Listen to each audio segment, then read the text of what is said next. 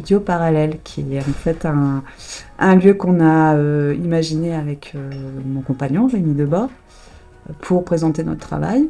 Parallèle parce qu'on garde nos ateliers, on a nos ateliers plus grands qu'on a gardés. Et c'était de dire en parallèle en fait de nos productions, de nos ateliers de production et ici. Et le fait qu'on soit deux aussi, l'agencement de l'espace aussi, coupé en deux entrées. Ça provoque quoi lorsqu'on ouvre à deux une boutique? Je sais pas, c'est trop tôt pour savoir ce que ça fait. Mais c'est le temps qui dira déjà. Et après, l'idée, c'était quand même d'associer deux matériaux différents, avec deux univers différents. Quel est votre parcours? Autodidacte. C'est-à-dire que j'ai commencé la sculpture il y a 8 ans, un peu par hasard, en faisant des plâtres.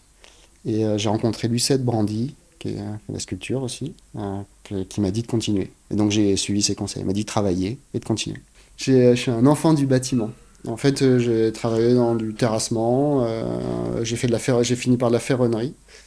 Voilà. Et petit à petit, j'ai arrêté ça pour me consacrer à fond sur la sculpture.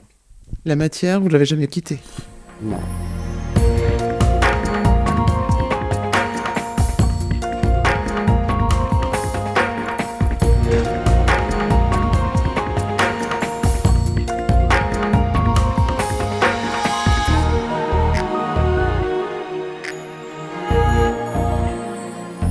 Ce que j'essaye dans toutes les sculptures, c'est de raconter une histoire.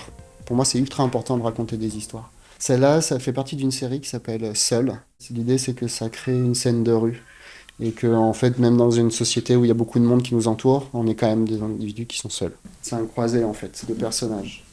Il faut imaginer, à long terme, qu'il y ait plusieurs personnages qui marchent dans cette rue, qui se croisent, et qui jamais se parlent, en fait. Une série, elle évolue avec mes humeurs, la société, avec tout ce qui m'entoure. Et donc, du coup, elle va vivre le temps que je continuerai à faire de la sculpture. Ça, c'est le dernier mot. Et donc, l'idée du dernier mot, c'est qu'on ait la possibilité de dire un dernier mot à quelqu'un avant qu'il s'en aille. Donc, en fait, c'est la représentation de la mort et de pouvoir dire au revoir à quelqu'un. À quel moment on s'autorise à présenter son travail au public? Je pense que c'est important de confronter le travail au regard des autres, parce que c'est ce qui fait aussi évoluer.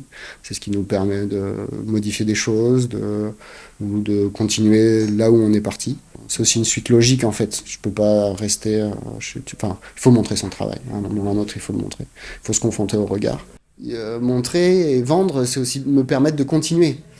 Surtout sur des matières comme le bronze, en fait, où il y a quand même un investissement qui est important. En fait, si je veux continuer à faire ce que j'aime, et à défendre mon travail, il faut que je le présente et que je le vende. C'est aussi ça, en fait. J'ai besoin des gens pour continuer à travailler. Et j'ai envie que ça se situe au niveau du regard, en fait. Il faut que le regard se suffise, en fait.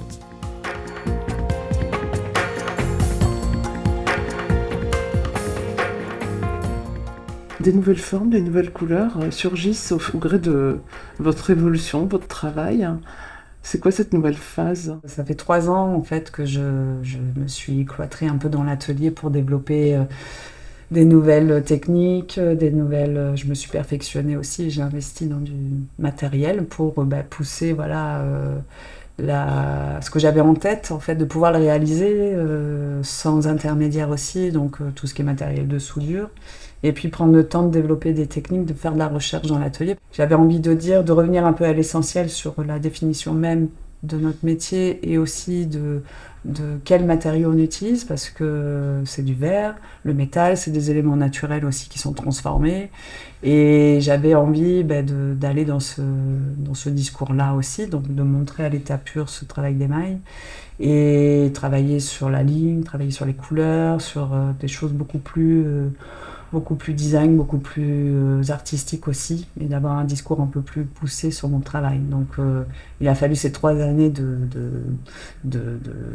d'immersion, de calme, et de revenir dans un espace au moment où c'était mature, ce qui me semblait mature. Je pense que de faire découvrir déjà les bases, ça permet de mieux comprendre les métiers, de mieux comprendre les pièces, les prix des pièces aussi. Je pense que nos métiers, surtout aujourd'hui où on a l'habitude d'avoir une multitude de produits, d'avoir des messages marketing aussi divers. Ça permet de remettre les choses en place aussi sur le fait du savoir-faire et du fait main. Et aussi de comprendre des savoir-faire qui existent depuis des millénaires aussi. C'était une volonté, tous les deux, on voulait associer à notre travail des artistes qu'on aime bien.